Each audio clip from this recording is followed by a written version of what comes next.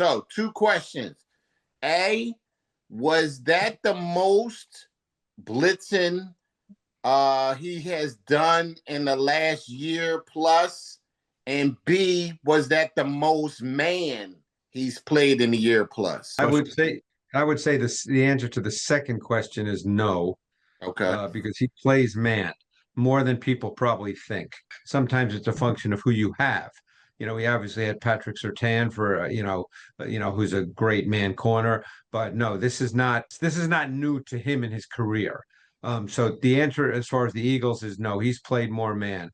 The blitzing part, I don't know the exact answer, Al, like by number of blitzes. I can't answer that, but I would say it's probably in the ballpark, Okay. because as soon as I started watching that tape and within the first two or three possessions, I immediately noticed that this was a totally different approach than what he did in the Super Bowl. So Right. again, without knowing, I mean, we have websites that give us the exact numbers. Sometimes they're right on, sometimes they're off by one or two, but um they blitzed a meaningful amount given the number of dropbacks, because don't forget, Mahomes did not have a ton of dropbacks. It's not as if he dropped back 45 times. Greg, I have two questions for you. The first one being, I know on the defensive podcast, you mentioned about Za'DariusSmith following Devontae Adams and how you can't do that with Puka because he's kind of like a chess player.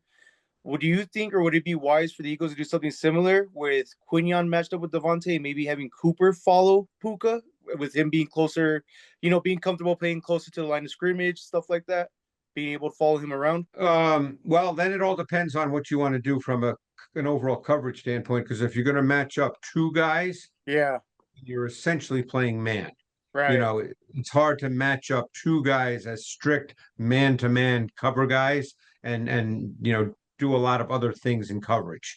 So I'm sure you can, but that becomes harder. So, and the thing is, when a guy moves the way Nacua moves, it just becomes harder, because then if it's DeJean, then he has to move every time he moves. And then you start getting into changing strengths. You have run support issues.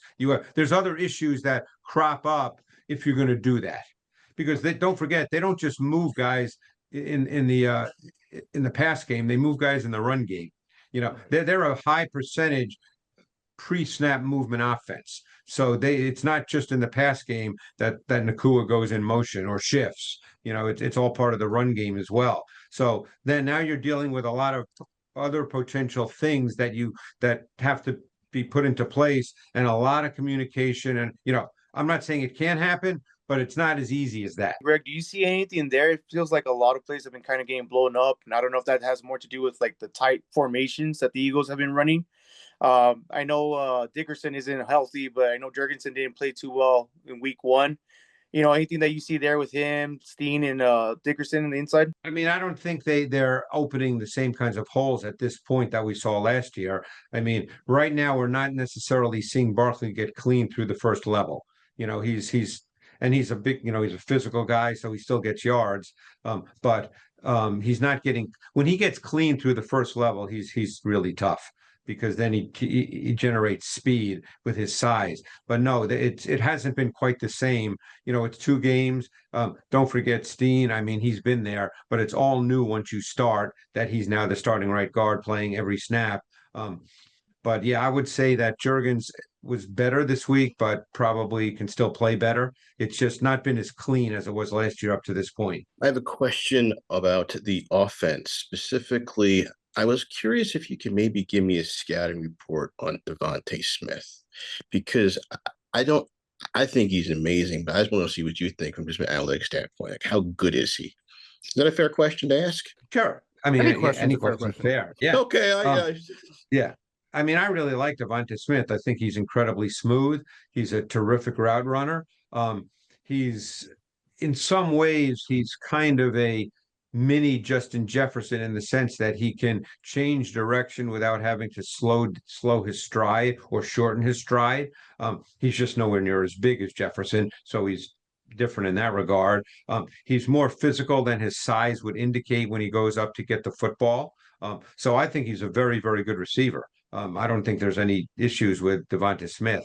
But my question is around the what's his name? The last touchdown the Chiefs made with is it Thornton?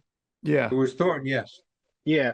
So I was watching Fran's breakdown of it, and he for the life of him he could not figure out what the coverage was supposed to be. He had theories that it might have been cover three buzz, but he wasn't sure because of how I believe it was because of the responsibility, well, what how Makuba and Quinion were lined up. So I was just wondering if did y'all cover that in the Yeah, I No, think Greg, you said that I- you couldn't figure out either, and that it looked like to you that there was confusion. And Well, I'll tell you what I thought, and I'm going to pull off the play, but I wrote it in my notes too. But I'll tell you, Will, exactly what I think, and I could be right, I could be wrong. So right. take it for what it's worth because I don't know. So now they're playing what looks like it's a too high structure, so it has a quarters look to it. So what the Chiefs do here is they have two receivers to the field, but they take Smith-Schuster from the boundary and they motion him across the formation. So he, in a sense, when the ball snapped, becomes number one.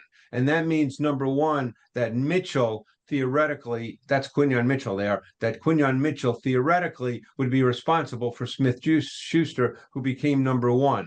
But the nature of this three receiver route combination is such that I think Mitchell kind of is uncertain as to should he stay with Smith-Schuster? Should he run with Thornton, who was the original number one? I don't know, because Blankenship over the top, he has to react to the over route to the inside by Hollywood Brown. So now Thornton is basically running the seam with no one there. So again, Vic said today that there was he inferred that there was a breakdown. There was confusion and a breakdown in coverage on it. Well, there was for sure, because you're not letting a guy run over the top with no one there. It's just a matter of he's not going to sit there and tell you, who made it, because there's no reason to do that, and you're not going to throw a player under the bus. So I'm just telling you what I think happened. I think Mitchell for a second kind of got stuck because before the motion, he had Thornton, who was the number one, and that means he's responsible for one vertical. But then all of a sudden, Smith-Schuster became number one, and I think Mitchell kind of got stuck for a second. But I don't want to say it's his fault. I don't know that for a fact. Gotcha. Sports are all about competition. Every snap, every possession, every clutch moment matters. That same energy is what 1v1 Me brings to video games. Every single day, you can watch and stake on matchups in Madden, NBA 2K, FC, and Call of Duty Search and Destroy. All the games are streamed live. Every match has refs, and payouts are instant.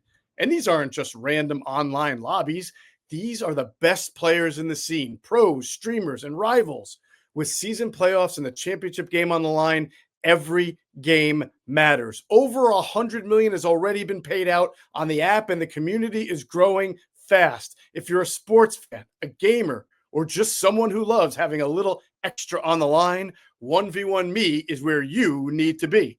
It's not just about winning, it's about the bragging rights too. Every match has a chat going crazy, and you can back your picks in real time. Download today and use code BIRDS. Your first stake on the app is risk-free. That's code BIRDS for a risk-free first stake. Hey, fall is planting season. Did you know that many plants and trees actually do better when planted this time of the year? But you got to know where to start, and that's why I love fastgrowingtrees.com. Doesn't matter if you live in the sunny south or if the air's getting a little chilly where you are, the plant experts can help you find the perfect fit for your space. They've got everything your yard needs: fruit trees, privacy trees, shrubs, flowering trees, so much more. And Fast Growing Trees makes it so easy for you to have your dream yard because you can order online and get your plants delivered directly to your door. If you're like me, you're tired of spending way too much money on landscaping. And if you walk into one of those nurseries and you look at all the stuff they have, you have no idea